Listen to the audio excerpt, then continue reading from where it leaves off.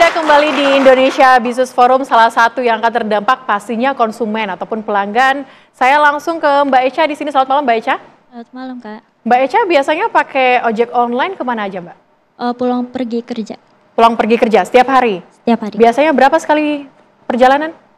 Dari sekitar 20 sampai 23 ribu. 20 sampai 23 ribu, artinya sehari hampir 50 ribu? Iya. Oke, kalau ada kenaikan, wacana kenaikan ini 8 sampai 15%, tanggapannya gimana? Setuju kah? Sedikit keberatan sih. Kenapa Mbak? Iya, belum buat uang makan juga gitu. Kalau di bawah 10% ya nggak apa-apa. Di bawah 10% masih oke gitu ya. Artinya kalau dari pendapatan Anda yang saat ini naik ojek setiap hari, kalaupun akan naik lagi, ini bisa ke cover nggak dari pendapatan Anda sekarang? Ataupun nanti, wah jadinya susah nih, karena nggak bisa nabung. Atau gimana nih Mbak? Ya minim banget sih, jadi nanti kalau buat nabung juga kurang, jadi nggak bisa. Oke, artinya nggak setuju ya Mbak ya, sebagai salah satu pengguna setia ojek online. Oke, saya langsung ke Selyos, Mas Huda. Mas Huda, kalau kita lihat saat ini, bagaimana hitung-hitungannya Mas? Kalaupun nanti naik 8-15%, apakah bisa mensejahterakan driver ojek online? Bagaimana dengan konsumen? Hitung-hitungan Selyos bagaimana?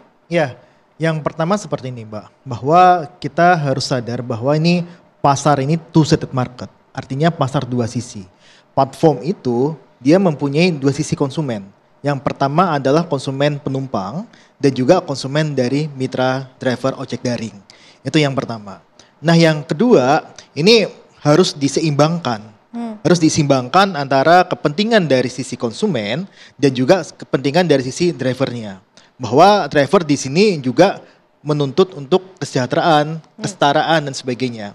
Nah, inilah yang kita harapkan ke depan ada aturan-aturan yang memang kita mitra setara. Nah, ini yang kata kuncinya seperti itu. Nah, yang kedua adalah soal tarif ini kan sebenarnya saya cukup setuju ketika memang ada kenaikan. Karena apa? Karena pada dasarnya ini masyarakat itu kan pasti mengalami kenaikan harga barang. Pasti di situ semuanya. Nah, ketika ada kenaikan harga barang, otomatis sebenarnya ada kenaikan. Misalkan kalau kita bicara mengenai karyawan, itu ada upah buruh yang naik, UMR-nya naik dan sebagainya. Nah, dari sisi untuk mitra itu juga akan ada kenaikan tarif yang memang itu sesuai. Nah, kata kuncinya kan sesuai kan. Nah, ini yang kita terapkan. Apa sih formulasinya? Yang kita harapkan adalah pemerintah menjelaskan bagaimana mereka mendapatkan angka 8-15%. Karena apa? Karena kalau ini ketinggian, tentu karyawan seperti Mbak Echa dan sebagainya, pun saya sebagai pengguna mitra ojek daring, ini pasti akan keberatan ketika tarifnya naik terlampau tinggi. Nah, ketika keberatan, saya bisa switch ke transportasi lainnya. Dan ini yang dulu pernah saya sampaikan, ketika naiknya tinggi, ini akan mengakibatkan pendapatan agregat dari driver itu akan turun. Justru itu backfire terhadap pendapatan dari driver. Tapi kalau memang ini disesuaikan dengan kondisi misalkan inflasi, atau kita menuntut untuk ada award ataupun penghargaan lah dalam hal pertumbuhan ekonomi. Seperti kenaikan UMR dan sebagainya, tentu kita juga harus menuntut hal itu ke mitranya, karena mitra pun pasti akan merasakan kenaikan dari dampak inflasi. Mesti kenaikan dampak inflasi, beras naik dan sebagainya, itu pasti akan berdampak. Nah, makanya yang kita harapkan bukan 2 tahun diganti dan sebagainya, tapi kalau bisa itu per tahun tuh ada hitung-hitungan mereka harus naik berapa. Ada kajian mendalam gitu untuk jangka panjang artinya? Untuk jangka panjang, cukup jangka panjang, karena kita berpikir bahwa semua orang itu pasti akan mengalami dampak dari yang namanya inflasi. Tapi kalau kita lihat saat ini kondisi ekonomi kita, daya beli menurun, bagaimana dengan 8-15%, sejatinya harusnya berapa? Nah, kalau hitung-hitungan kita, memang kalau paling ideal itu adalah ada di angka kalau kita inflasi kita sekarang 1,7 atau 1,5 atau 1,9 terakhir, itu ditambah dengan 4%-an, itu sekitar 6-7%. Artinya itu sangat-sangat optimal sekali kalau mau menaikkan tarifnya di angka 6-7%. Nah, tapi ini tidak mengurangi juga bahwa tuntutan dari teman-teman mitra juga ada yang lain. Kesejahteraan, kemitraan yang setara dan sebagainya, itu merupakan salah satu dua hal yang berbeda. Jadi jangan menganggap bahwa tuntutan ini ada kenaikan tarif, ini menggugurkan tuntutan lainnya. Enggak gitu. Jadi ini tuntutan itu harus berjalan, tapi saya setuju kalau ada kenaikan tarif. Oke, tapi kalau kita lihat dari willingness to pay, kemampuan bayar dan juga ability to pay, ini 5%. Tapi nanti saya akan dalami lagi ke Anda nantinya. Saya akan langsung ke pengamat transportasi ataupun kebijakan publik, Pak. Ke pengamat kebijakan publik, Pak. Ini mungkin Anda bisa melihat apakah kebijakan saat ini sudah tepat ataupun perlu kajian menurut Anda? Oke, begini, saya memberikan pandangan dari sebagai ilmuwan dan juga praktisi ya, karena juga membantu membuat public policy juga. Jadi pertama-tama yang dibuat pemerintah ini adalah kebijakan publik, bukan kebijakan kekuasaan. Kalau kebijakan publik artinya harus ada empati dengan publik. Publik itu terutama adalah masyarakat penggunanya dan yang menyelenggarakannya, yaitu teman-teman driver ini. Itulah yang disebut sebagai kebijakan publik deliberatif, dibuat bersama-sama. Jadi inilah jadi masalah kita, karena kadang-kadang merasa bahwa saya adalah memegang mandat kekuasaan sehingga menjadi kebijakan pemerintah. Bukan, ini kebijakan publik, itu pertama. Kedua, kebijakan publik itu punya batas-batas. Jadi kalau kita lihat dari keilmuan public policy, sebenarnya ini tidak pas juga. Jadi kebijakan publik itu mengatur sektor publik. Dan ini industri itu bukan sektor publik, ini bukan publik tapi private. Jadi ketika kebijakan organisasi bisnis, kebijakan keluarga, itu udah privat. Makanya ketika pemerintah membuat aturan namanya tarif dari industri ojol, industri apapun juga, ini jadi anomali. Karena ini bukan public policy, ini udah organization policy. Pemerintah, dan yang ketiga ya, dan pemerintah itu di dalam konteks bisnis hanya mengatur ekosistem. Jadi kita mengatakan bahwa pemerintah itu mengatur cuaca, pemerintah itu mengatur iklim, ulang ya. Jadi pemerintah itu mengatur iklim bukan cuaca.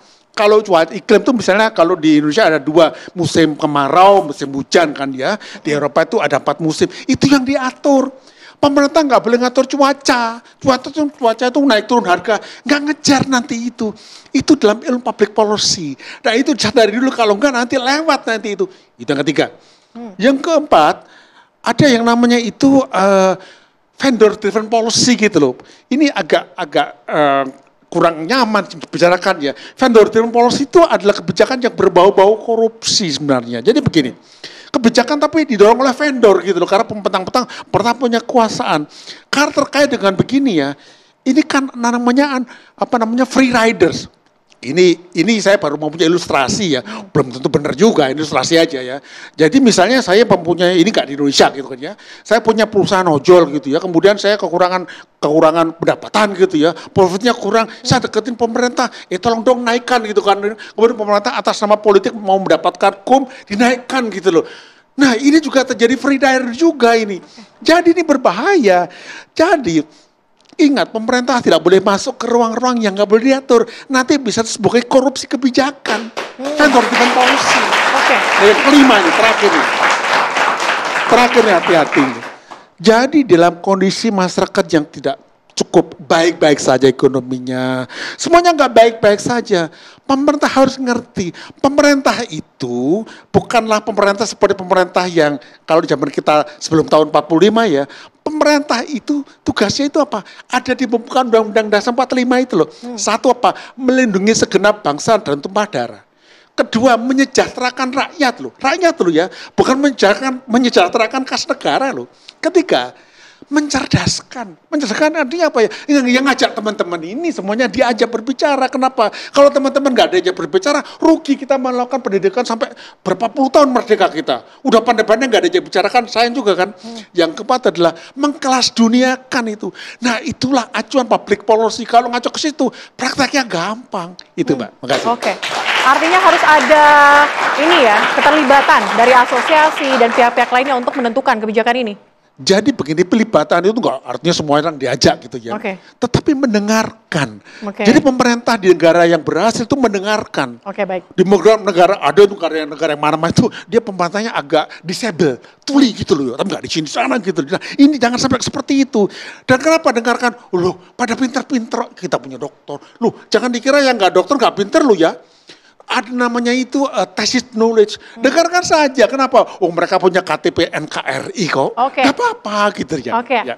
artinya saling mendengarkan, kemudian membuat kebijakan ini bersama-sama begitu ya. Saya tangkap poinnya, tapi kami juga ingin memberitahukan kepada Anda sekali lagi pemirsa bahwa kami juga sudah mengundang dari Kementerian Perhubungan. Anda saja bisa hadir pada malam hari ini, bisa lebih clear, tapi tidak berkenan untuk hadir, tidak bisa untuk hadir, dan juga pihak aplikator juga tidak bersedia untuk hadir. Kita harus jeda dulu Pak. Usai jeda nanti kami akan kembali lagi untuk Anda di Indonesia Business Forum.